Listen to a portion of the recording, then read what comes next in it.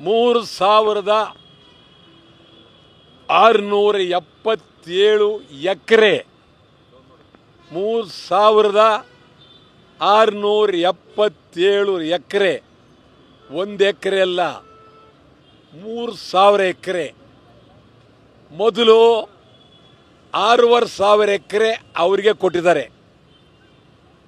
ಈ ಜಿಂದಾಲ್ ಕಂಪನಿಗೆ ಯಡಿಯೂರಪ್ಪ ಮುಖ್ಯಮಂತ್ರಿ ಆಗಿದ್ದಾಗ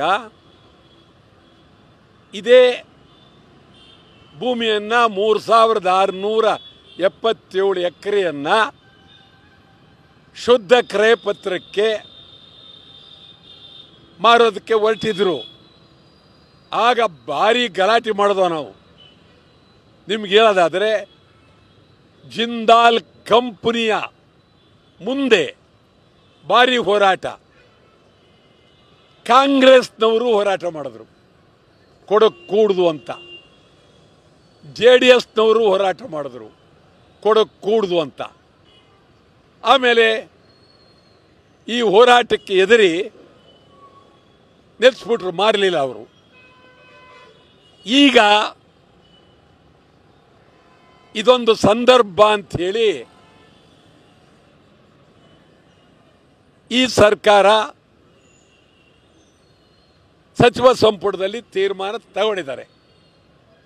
1 ಎಕರೆಗೆ 1,20,000 ರೂಪಾಯಿ, 1,40,000 ರೂಪಾಯಿ 1 ಎಕರೆಗೆ.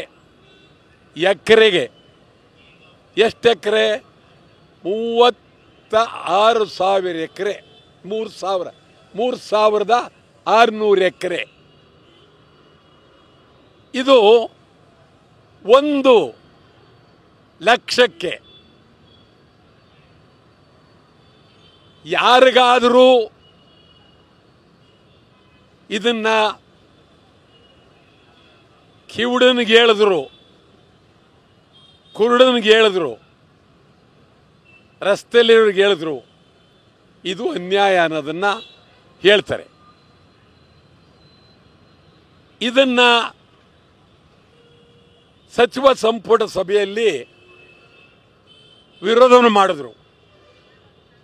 ಮಾರಬಾರ್ದು, ಕೊಡಬಾರ್ದು ಅಂತ ಹೇಳಿ ವಿರೋಧವನ್ನು ಮಾಡಿದ್ರು. ನಮ್ಮಲ್ಲಿ ಕೇರಳದವರು ಬಹಳ ವರ್ಷದಿಂದ ಇಲ್ಲಿ ಬಂದಿದ್ದಾರೆ. ಮಲಯಾಳಿ ಒಬ್ಬ ಮಂತ್ರಿ, ಅವ್ರದ್ದು ಮಾರಲೇಬೇಕು ಅಂತ. ಕನ್ನಡಿಗರೊಬ್ಬ ಮಂತ್ರಿ, ಕನ್ನಡದ ಮಂತ್ರಿ, ಅವರು ಮಾರಬೇಕು ಅಂತ. ಬಹುತೇಕ ಮಂತ್ರಿಗಳಿಗೆ ಅದು ಇಷ್ಟ ಇಲ್ಲ. ಸಿದ್ದರಾಮಯ್ಯನಿಗೂ ಇಷ್ಟ ಇಲ್ಲ. ಪರಿಸ್ಥಿತಿ ಸರಿ ಇಲ್ಲ. ಈಗ ಸಿದ್ದರಾಮಯ್ಯ ಇವರನ್ನ ಅದ್ಬಸ್ನಲ್ಲಿ ಇಡ್ತಕ್ಕಂಥ ಪರಿಸ್ಥಿತಿ ಈಗಿಲ್ಲ. ಸಿದ್ದರಾಮಯ್ಯ ಅವರ ಅಸ್ತಿತ್ವಕ್ಕೆ ರಾಜ್ಯಪಾಲರ ನೋಟಿಸ್, ಪ್ರಾಸಿಕ್ಯೂಷನ್ ಮಾಡೋ ನೋಟಿಸ್ ಅವರನ್ನು ಒಂದು ರೀತಿ ಎಲ್ಲೋ ಒಂದು ಕಡೆ ಮೆತ್ತಗೆ ಮಾಡಿದ್ದಾರೆ. ಅದು ಅನ್ಯಾಯವೇ.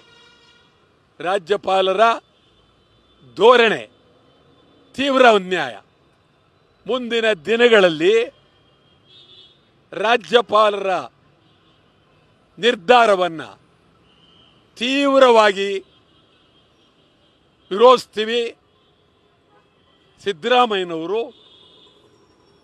ಭದ್ರವಾಗಿ ನಿಲ್ಲಬೇಕು, ಹೆದರಬಾರ್ದು, ಧೈರ್ಯವಾಗಿ ಇರಬೇಕು.